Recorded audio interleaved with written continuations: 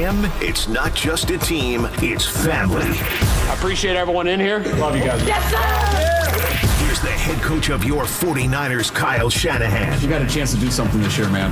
With Tolbert and Copes on KNBR 104.5 and 680, the sports leader.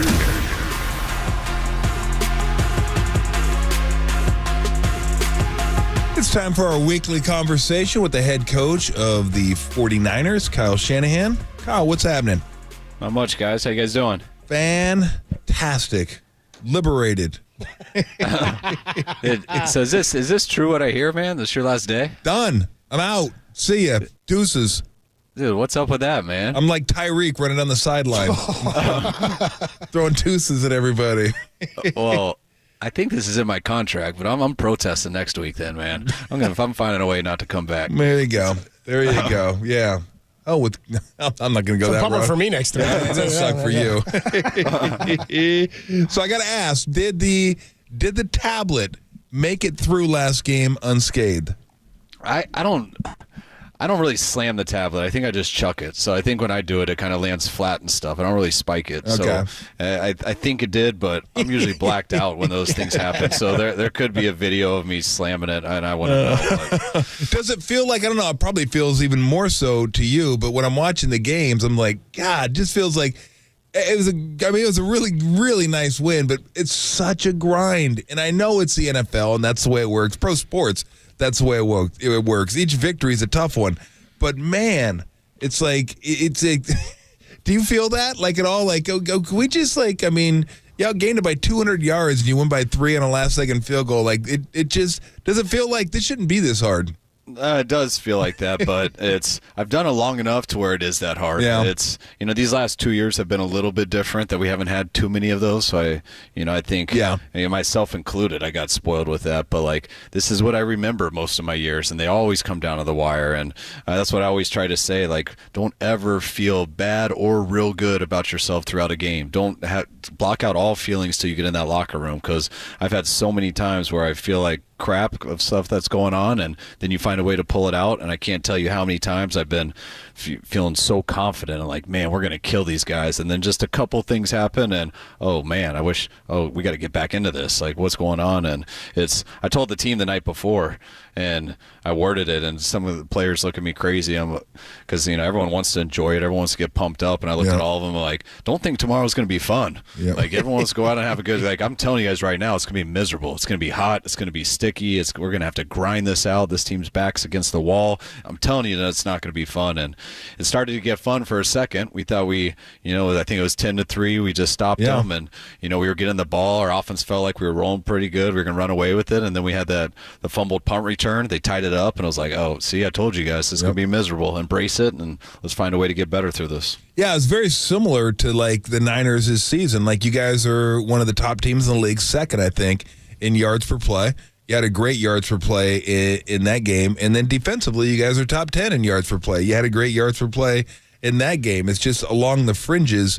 It's in that, and then, like, I know Moody had his problems in that game and came up huge. I thought that was such a massive field goal, because that's one that, and give Jennings credit too for getting the extra 5, 6, 7, 8 yards. But man, that's one that you could miss that one easily, thinking about the other 3 that you missed. And the fact that, I think that's going to benefit him in the future, the fact that he made that, I mean, that's a big time kick. Oh, big time. And it sounds silly, but when you the way it went, it's almost like the perfect type of game for him. Because when you have the talent and stuff in this league, it becomes the mental part, especially as a kicker. I talk about this with like backup quarterbacks. Backup quarterbacks come off the bench a lot and they ball out, but then they might for one other game. But you start to play 2 or 3, and just the pressure of it and everything, it eventually gets to someone, and you can't function as well. And you really have to get used to operating with that pressure on you, and you got to be able to operate when things aren't going going well. And for Jake to have this last month off, I think, he got a couple field goals, not too tough of ones, and then he missed 3, and everything seems like it's Armageddon, everything's falling apart. But don't get too high or too low, because you got to do your job and go out there and finish it right here. And for him to kick that and overcome all that adversity and go through all that in one game, it should give him some confidence. I mean, he kicked the ball great all practice week. He's kicking it great right now, but you got to adjust to win. You got to adjust to the anxiety when you do mess up, and you got to come through, and that's what he ended up doing for us. Talking to 49ers head coach Kyle Shanahan, nice enough to join us on the UMA guest line. What did you notice about the offense and what looked different with Christian McCaffrey out there? I mean, it's just nice to have Christian out there in every aspect. I mean, we got a bunch of good runners, and Christian's a great runner, so he had some good runs. The other guys didn't get too many of them. But in the pass game, it's just always a little bit different. He pulls coverage to him. Brock and I joke, but it's almost like getting your blankie back, because no matter what happens on a play, as a play caller, I always feel like, well, if it's not there, you got him at the end of the play, just underneath, and you can go to him. And Brock, no matter where he's looking, trying to go down the field, trying to go somewhere, and a pass rush comes, you always can move to the left and find your little outlet that's sitting right there. When that outlet's Christian McCaffrey, it makes everybody a lot more comfortable, and it makes things a lot easier. So what was Bosa doing with Baker Mayfield? Was that the do-si-do or the tango? I can't quite figure out what it was. His dance? Yeah, that was the Trump dance. I don't know what the Trump dance is, but it's supposedly the Trump dance, and it was actually Leonard Floyd's idea. And if you watch him, Leonard Floyd, when Bosa got the sack, Leonard Floyd started doing it, and then Trump did it. Then Bosa did it, and then Sam O did it, and then Fred came in at the end and did it. So Fred did it too, yeah. Yeah, so I think Leonard egged them all on, and then they followed, and it was pretty cool to see.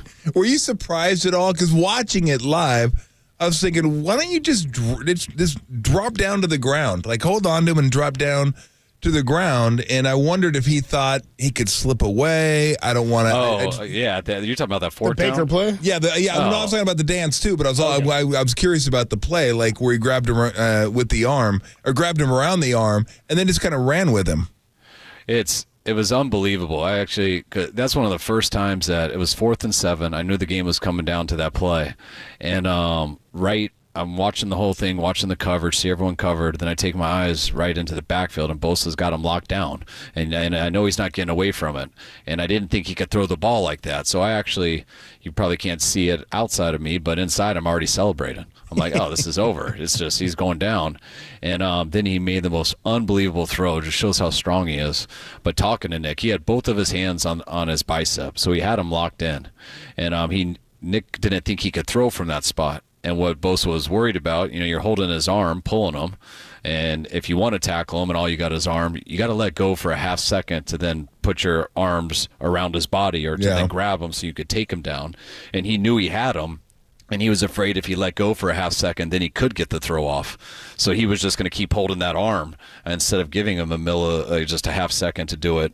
And somehow Baker, and just the competitor he is, the strength he has, he found a way to still get that off and made a hell of a play. And then we followed it with 4 penalties that got him all the way inside the 10. And I'm like, oh, my God. And luckily we got the ball back with enough time and made some big plays and got down there, and Jake hit that game winner. Yep. 49ers head coach Kyle Shanahan with us, joins us every week here on the UMA guest line. Seattle coming to town this week. First time you're getting to look at a opponent for the second time this season. What's important about that, or what's significant about seeing a team the second time in a year? You just know each other better. We know Seattle so well just from our history, but it's a little different anytime going against a new coaching staff and everything. And so we had our first battle there in a Thursday night game, which is always a short week. And I think now we know the schemes a lot better, both of us. The players, it's always half the teams on both sides are always new from the previous battles. So you got a much more familiarity with each other. You'll see what adjustments guys make. You only can make so many, and it just becomes a lot more about football. Everyone's sitting here in our division. We're all about the same, give or take a game. And we're all, and I think we all are just not just our record, but just how good we are. All of these teams, I think we're all about the same, and we're going to see which team gets better here over these next 2 months, and whichever team does get better will be sitting here at the end. Does it feel like this one? I mean, look, they're all important now. I mean, you guys didn't give yourselves a ton of margin for air, but it just feels like 3 in a row would be significant. Like then you start stacking some wins and starting to get some confidence, starting to feel pretty good. And you're going after this game, then you go on the road for a couple, Buffalo and Green Bay. But it feels like this one, and again, I kind of feel like I'm saying the same thing, Kyle, like with every game, because they're all important, but I feel like 3 in a row would be significant. It definitely would. I mean, that's what you got to do to go on these runs. It's tough to win one, lose one. I mean, that's how you lead yourself to 500, and it's tough to get into the playoffs at 500. And it's been done plenty of times, but it doesn't happen a lot. And you got to really live in hope and hope other people mess up when you're living in the 500 world. So to be able to get our first 2 in a row, getting 3 in a row would be huge, especially against someone in our division for the second time. But just like you said, I am going to be saying this every week, and I'm going to mean it every week. I mean, this is the biggest game of the year, and we got to get this done. And if we do or we don't, I'm still going to say the same thing next week, and it's going to be the reality of where we're at. We don't have much room for error, and if you do get a loss at this time, it makes the next week that much more important. And before you know it, you are at a must-win to where you have one more loss and it's all over. So we got to make sure we stack some wins together. I've always said, and I don't know if it applies to baseball because there's so many games, but basketball, football,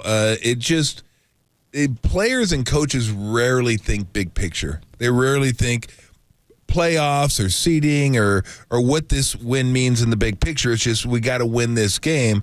And I think it's probably even especially so in football because there's only 17 of them, and every game seems to take on an importance that other sports don't have. But do you look at it like that, where it's like it's this game and that's all? I know you're just focused on this game, but I can't worry about all the other stuff that's going on because I can't control any of it. Well, no, I mean, you get so in football, it's just a 1 week life almost. Yeah. And then it repeats the exact same thing, just a different team on a 7-day schedule. And then you got a couple weird things where you got to cram that exact 7-day schedule into 4 days or 6 days, depending on a Monday night game or Thursday night game. But we do that usually for 16 times. And these last couple of years, now we're to 17. And, that's what I've always loved about football, that even it is always a one game that you're thinking about. But I look at every game like it's a playoff game because it always comes down to just one game at the end. And whether it's to get into the playoffs, whether it's to be a 1 seed, whether it's to have a home playoff game, whether it's to get a bye, all those things go into play. And just my experience of coaching in this league, growing up as a coach's son, just watching all that stuff and knowing, man, if we just would have won that game back in October, maybe I wouldn't have to move and start a new school here. You start to realize the importance of all that stuff just as a kid. And that's why I loved basketball growing up, but I always struggled watching it until it got to the playoffs and things like that, because I always was just used to watching NFL and just how big of each game was. And then I'd watch some other sports and I'm like, all right, this really doesn't matter till the playoffs, and which I know it does. That's let's talk different about it, but it's a different feeling. And so that's why nothing's better in sports than watching a game 7 and watching how guys are in that in baseball or basketball or hockey, whatever it is. No doubt about it. How was it a special moment to see Ricky Pearsall score his first touchdown? It would be special regardless, because when rookies score the first touchdown, it's pretty cool. But given everything that he's been through, it just seemed to take on a little bit more of a cool factor. It is cool, man, and I mean, it's cool for us just every day watching him. I mean, the guy he's a special dude. Like, just his personality, he's so upbeat, he's so positive. Everybody in the team loves him. He's just, the way he comes off to you guys is really how he is. He's always that way. So just having him in the building and practicing with us and being part of our team has been amazing. That's why we get kind of used to it, and to watch him score that touchdown, and it was such a big play, and be able to finish it. I think most people are getting tackled there at the 2, especially with a guy like Winfield coming to get you, and for him to be able to finish it and score there, and for it to be in Florida where he played these last 2 years, and I think he had a bunch of people at the game. It was real cool.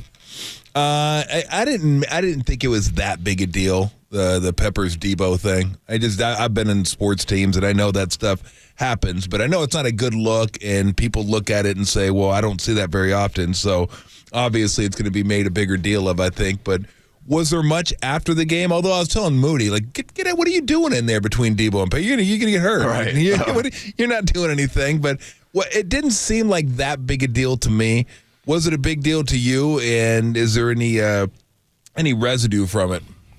No, there's none at all, and I mean that's just kind of what's tough. I mean that's sports, so that's why you felt the way you did. I mean I don't see it when it happens, Yeah. so when I hear about it after the game, I was kind of laughing about it, to tell you the truth, and we were joking about it on the plane, not thinking, because I mean, I get bothered when people embarrass people, and that I don't want any player on our team to ever do that. And talking to Moody and stuff, and talking to Debo, when I found out about it after the game, what Debo said and stuff, he wasn't belittling him or anything. He was talking to him like an athlete does, and just being like, "Hey man, you got to lock in. We're gonna need you." Yep. And that's when I'm upset with a player for dropping balls or doing stuff. That's how I talk to him. I don't go up to him and say, "Man, you're costing us the game. You suck." Like, but then I get home and I'm going to bed. I'm watching Sports Center, and they show Moody miss a kick, and then they show me just probably saying cuss words and getting all mad, and then I get embarrassed about that. And I'm not sitting there cussing out Moody. I'm sitting there being like, man, that was a hard decision to go for it or kick it. I thought it was right to kick it, but now that we missed it, I'm cussing myself out for not going for it. I'm not cussing him out.